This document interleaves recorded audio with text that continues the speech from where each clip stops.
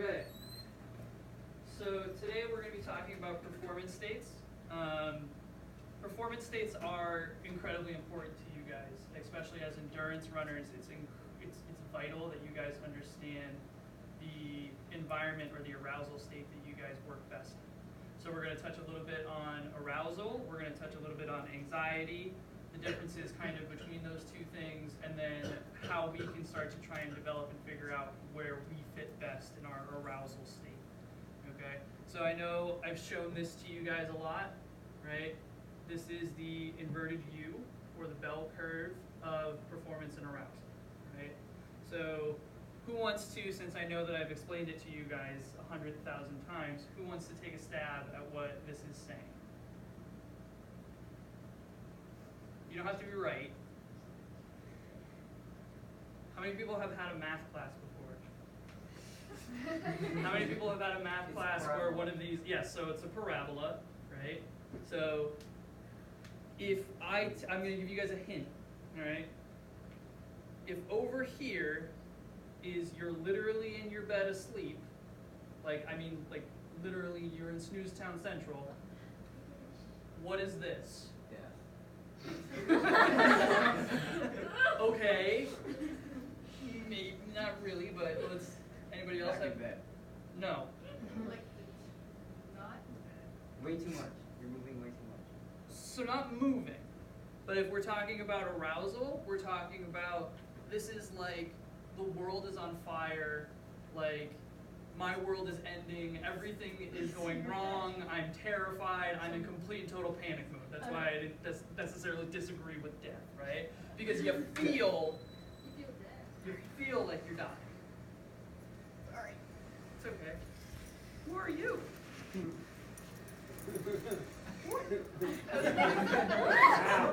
Wow. All right.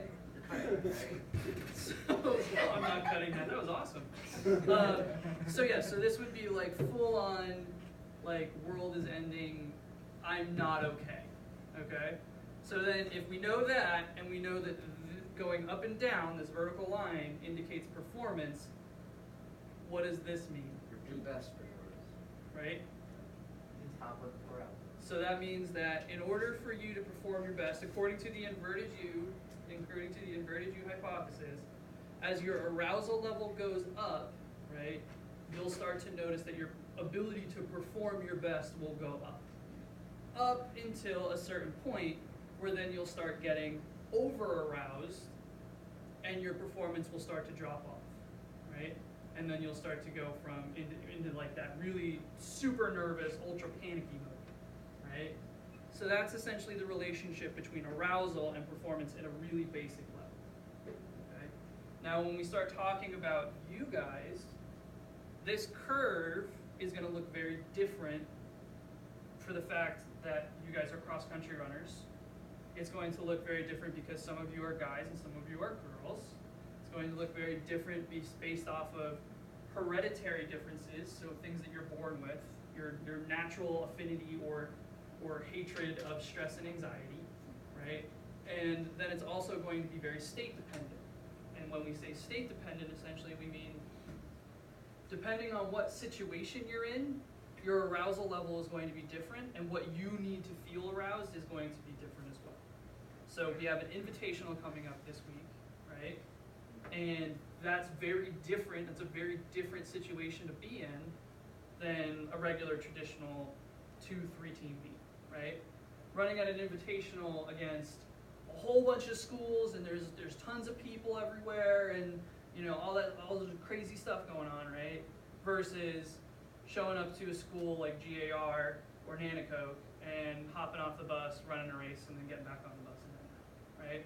A little bit different in terms of the state that you're in.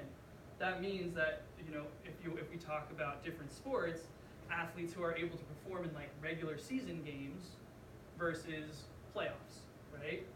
There's sometimes a difference there. Oh wow, this player, or even you talk about practice to competition, right? Oh, I can do super awesome in practice, but when I get to a game, all of a sudden I'm nowhere to be found. Or I'm hitting all my times on my mile repeats in practice, or I'll run a super awesome time trial on the course, but then when I go to try and run it in a meet, I'm like, I can't even handle a mile. I get a mile in and I feel exhausted. That has everything to do with your arousal. Everything to do with how your body is interpreting your situation, the anxiety level that you have when you're going into it. Does that make sense so far? Okay. So then, when we start talking about you guys, then it becomes very important to recognize that this curve is a very basic curve that just kind of shows arousal and performance. Your guys' curves, every person in this room's curves, are going to look a little different, right? Some people perform better with less stress, feeling just kind of loosey-goosey. You know, I'm just here to kind of enjoy myself and run, and you know, I don't really have much pressure on me, so it's okay, right? As opposed to someone who needs to feel like I'm make or break for my team. I'm the person who needs to show up today. The pressure is on me, and I love it. I thrive under it, right? And only you guys can figure out where that kind of is, right? I have a little bit of a questionnaire that I'm going to give to you guys after we have the meet, right? Where we're going to kind of really examine what happened in terms of our anxiety level, in terms of our stress level, and whether we felt it was beneficial, or what we could maybe work on in ways that we can try and figure that out. Does that sound good? Okay, cool. All right, so we're going to do that. But before we even get there, this is a really awesome primer for you guys to have in your heads as you guys are getting ready for this meet and as we finish this workout today and we start going into pre-meet kind of, you know, recovery stuff, right? The best way to figure out where you guys fit on the curve is looking at prior performances for right now, all right? A lot of you are pretty self-aware. We've been working on the self-awareness aspect of things, right? But if we look back at our past performances and we can really be self-critical and understand how we felt going into it, what we were thinking about during it, and even how we reacted to the result, we can then start to have a better understanding of where what is commonly referred to as your individualized zone of optimal functioning. Eyes off for short, IZOF, right? Everyone's got their own eyes off. I'm going to try and help you guys figure it out. These are the tools that we need to do it. If we can do that, if we can figure out what your curve looks like, then we can, and as I've told you guys 100 times before, we can start to use the breathing exercises that I've been giving you guys. We can start to talk more about imagery like we talked about last week, where we can start to really hone in on these things so that way you guys can get yourselves into that individualized optimal zone that works for you as often as possible. Instead of just showing up to a meet and being like, I hope I have it today, we're going to take more control, right? We only have those two things that we talk about that are under our control, our effort and our attitude.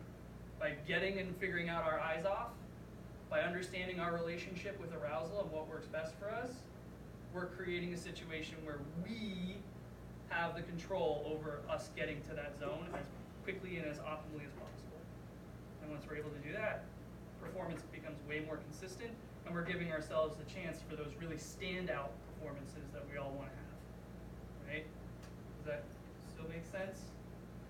Okay. Any questions? No? Okay. We'll continue to talk about this. Like I said, we'll do the survey after the meet. We'll probably do that Monday, and then we'll take it from there. Thank you guys very much.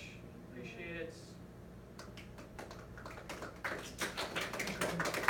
That was such a half-hearted clap. Was that the signal for claps? Yeah, there was. Yeah, it was like and applause. Thank you guys. Make it bigger if you want. No, it's okay. That's the long video.